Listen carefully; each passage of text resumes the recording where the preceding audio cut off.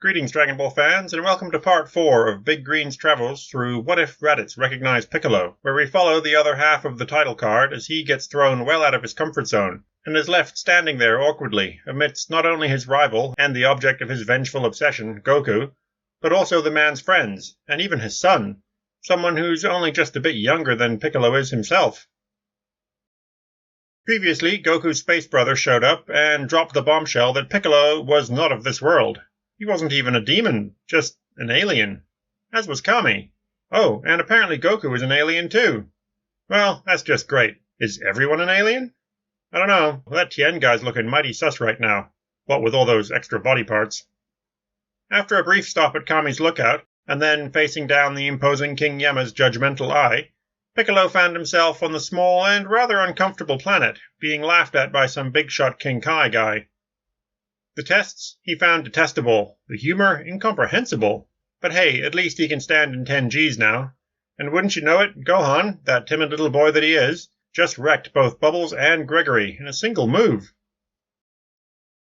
King Kai looks down at the mess of monkey and insect at his feet and nods, smiling approvingly.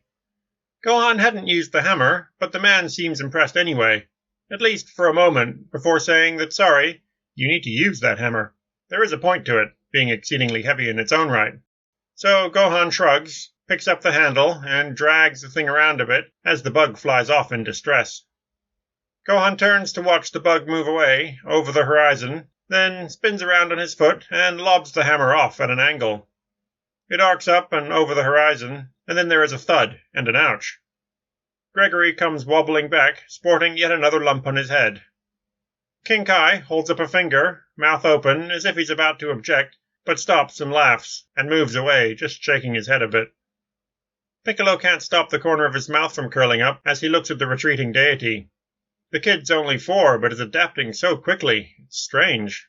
Then he remembers, Gohan is the son of an alien. Who's to say what drives that kind of body and mind? So much potential. Surely one could mold that to their own advantage, given time. After a few more hours of trudging around and trading the hammer to further acclimate to the gravity, King Kai returns and they gather round as he lays out the plan. He can teach them a few things, but, with a glance at Piccolo and Tien, not everyone here can learn everything on offer. Some things require a pure soul, other things require certain physiological abilities to make proper use of them, but there should be something for everyone, if they have the time. He then wonders aloud if he should maybe ask for some help. After some consideration, he decides that for Goku, Gohan, and Piccolo, he can offer them the ability to amplify their power for brief periods. His as-yet unmastered Kaioken technique could potentially push their power to as much as doubling their normal output. But as Krillin interrupts to ask why only them, King Kai says that there are some clear downsides. It can tear the body apart if not managed properly. The Saiyan biology should handle this fairly well, as will Namekians, what with their ability to regrow limbs and such. Next up, there is something called the Spirit Bomb, where you request a small portion of energy of all willing things within range. You then gather all this into a massive ball of pure life energy that destroys evil. Again, Goku and Gohan, being completely pure of heart, are shoo-ins for that.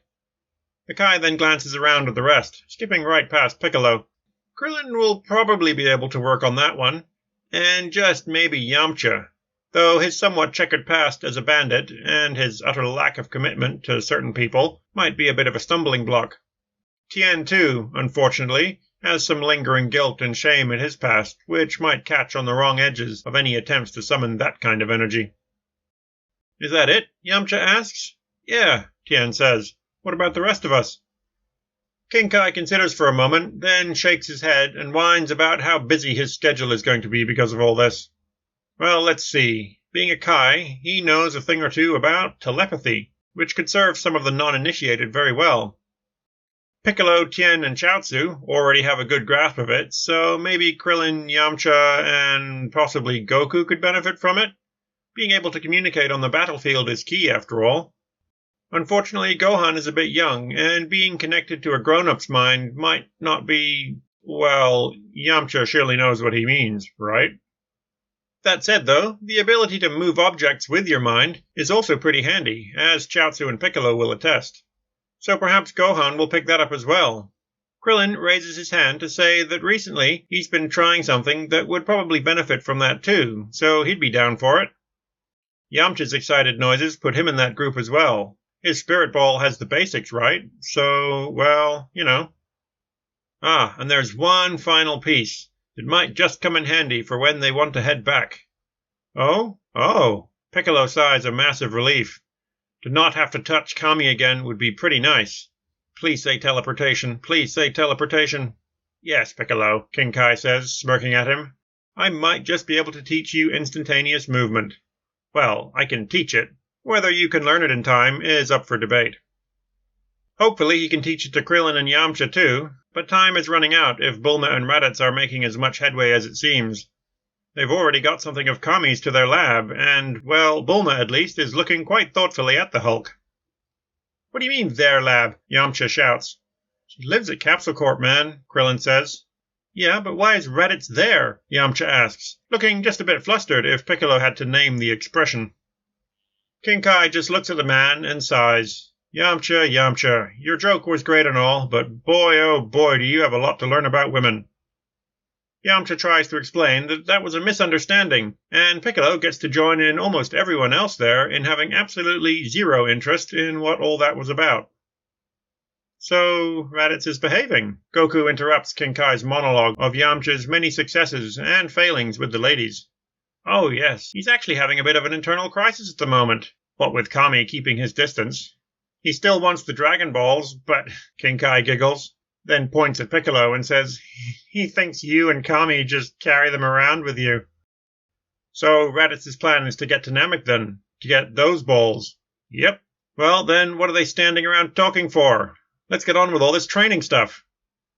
King Kai nods at Piccolo and says that they've got a lot to learn and not much time to do it, so yes, best get going. When Goku asks why the rush, that they have a year, don't they? King Kai's calm facade falters for a moment, and he ums and ahs a bit. Well, Raditz hasn't thought of it yet, but forces are on the move in the galaxy. Dangerous forces that were probably listening in on that Raditz fellow and his conversation with Vegeta and Nappa. What kind of forces? Piccolo asks. Are they on the scale of that Vegeta guy? On the scale of... Oh, Piccolo, King Kai laughs, not entirely mirthfully. No, I'm afraid Vegeta is rather small fry in the grand scheme of things. Looking around at the group, King Kai sighs and then goes on to say that yes, Vegeta would be a tough fight for sure, but, well, he's a drop in the bucket compared to what's coming. Oh, right. Raditz hasn't thought of it yet, has he? He's still focused on Vegeta and Nappa getting their wish. What to do? He'll give it a few days to see if he remembers, and if not, maybe a nudge. It's been a while since he's communicated telepathically with a mortal, but maybe he can make that Frieza jerk appear to him in a dream or something. As they all knuckle down to their various groups, Piccolo almost immediately comes up against Goku. Not an outright fight, but Goku just doesn't seem to be helping his son learn much. The man is happy enough to practice the instructions given by King Kai on his own, leaving Gohan scratching his head as he tries to fit what he's hearing with what his mother had been pushing on him. All this ki stuff is really strange and new and not very scientific. King Kai then suggests that Piccolo take a moment out of his normal training to go over the basics with the boy. In fact, that's not a bad idea. Every few days he can switch to a new teacher, and they can all teach him the various ways to get in touch with his inner wells of ki. Yes, even you, Goku. After the first 2 weeks, though, everyone else seems to have forgotten about this and moved on. Krillin, though, is still happy enough to take a break from trying to move that hammer with his mind, or projecting his thoughts at Yamcha, so he occasionally joins in on Piccolo and Gohan's training sessions. One not-so-minor contribution he has is to point out that Gohan's tail could be a massive hindrance. If they're going to go up against people who know about Saiyans, then they might well know about this. Krillin reaches out and grabs Gohan by the tail, and the boy goes wobbly, falling flat in the 10 Gs with a fairly earthy thud. Piccolo suggests just pulling the thing off, but Krillin just reminds him that without it, if he's anything like his dad, he'll be slightly weaker for it. Well, fine, whatever, but don't come whining to him when Gohan gets a look at the full moon. Oh, I wouldn't worry about that, Krillin says, smiling like a fool.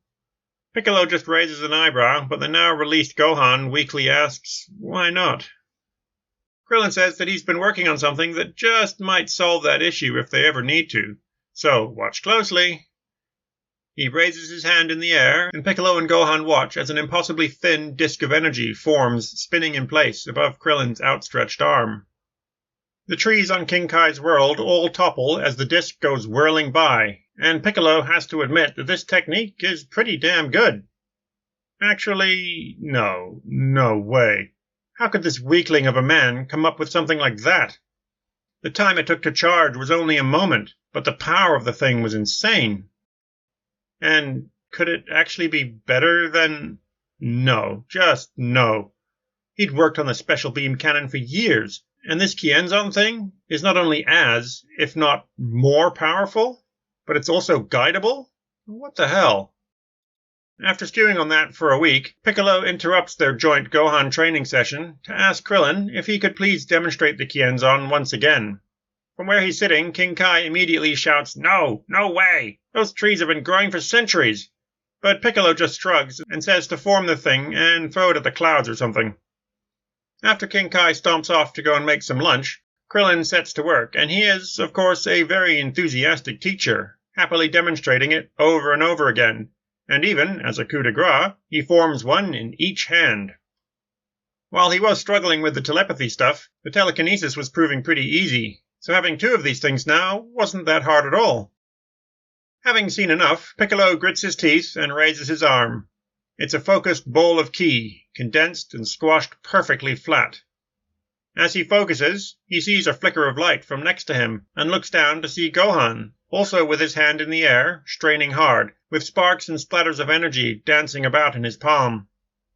Piccolo again can't help the smile that creeps across his face. A few minutes later, Krillin is nodding approvingly and confirming that it looks and feels pretty good, for his first time. Too bad there's nothing left to test it on, huh? Oh, yes there is.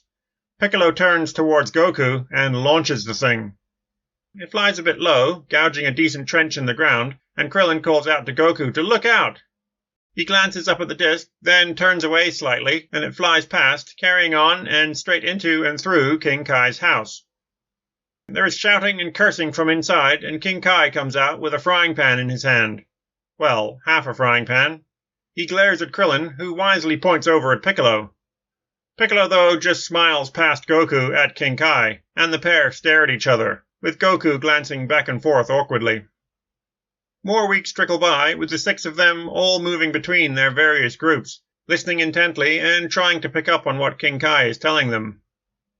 They have all mostly grasped the concepts, but the practical side of things is still severely lacking. By the end of the 6th week, King Kai seems to be at his wit's end.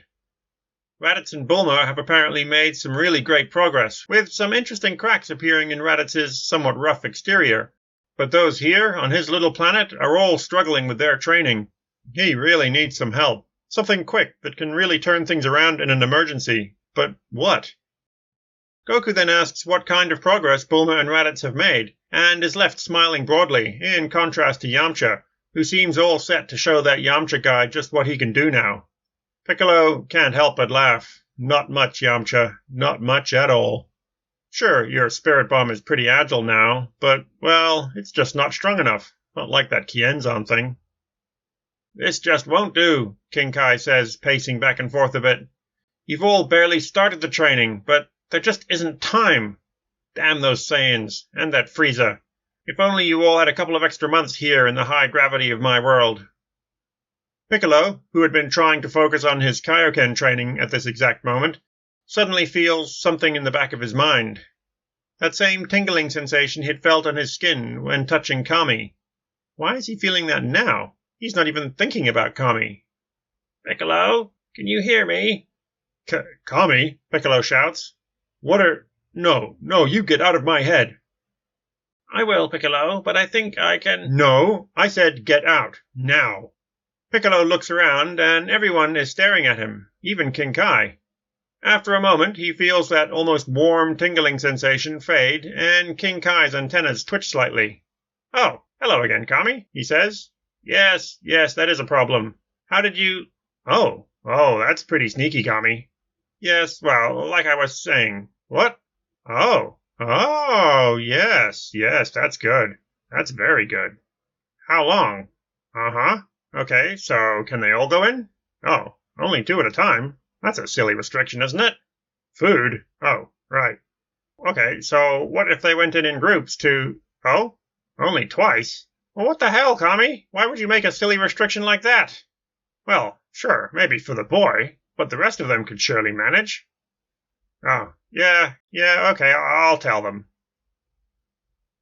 And so, as King Kai expounds about the benefits and limitations of the hyperbolic time chamber, we will bring this part to a close.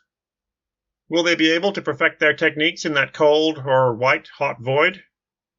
Will we ever see the special beam cannon again, or will Piccolo adopt Krillin's somewhat more versatile Kienzan more directly? And who will end up going to Namek? Piccolo and Goku are shoo-ins, but what about Gohan and Krillin? I get the feeling that Yamcha is keen to go and put that jerk Raditz in his place for being so buddy-buddy with his Bulma, but what hope does he have, given his current state? Find out next time on Piccolo's side of Dragon Ball. What if Raditz recognized him?